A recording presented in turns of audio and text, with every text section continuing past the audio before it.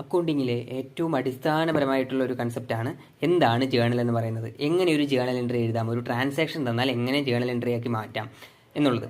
എന്നാൽ പലർക്കും ഇപ്പോൾ പ്ലസ് ടു പഠിക്കുന്നവരാണെങ്കിലും ബികോം പഠിക്കുന്നവരാണെങ്കിലും ജേണൽ എൻട്രി എങ്ങനെ എഴുതാം എന്നുള്ളതിനെക്കുറിച്ച് കൃത്യമായ ധാരണയില്ല. അപ്പോൾ അവർക്കൊക്കെ വേണ്ടിയിട്ടാണ് ഈ ചാനൽ നമ്മൾ തുടങ്ങിയിട്ടുള്ളത്. അപ്പോൾ ഇന്ന് മുതൽ നമുക്ക് എന്ത് ചെയ്യാം, എങ്ങനെ ഒരു ജേണൽ എൻട്രി എഴുതാം എന്ന മുതലുള്ള പല ടോപ്പിക്സും നമുക്ക് ഡിസ്കസ് ചെയ്ത് പോകാം. അപ്പോൾ എന്താണ് ജേണൽ എന്ന് പറയുന്നത്? ജേണൽ എന്ന് വെച്ച് കഴിഞ്ഞാൽ ഫസ്റ്റ് ബുക്കാണ്.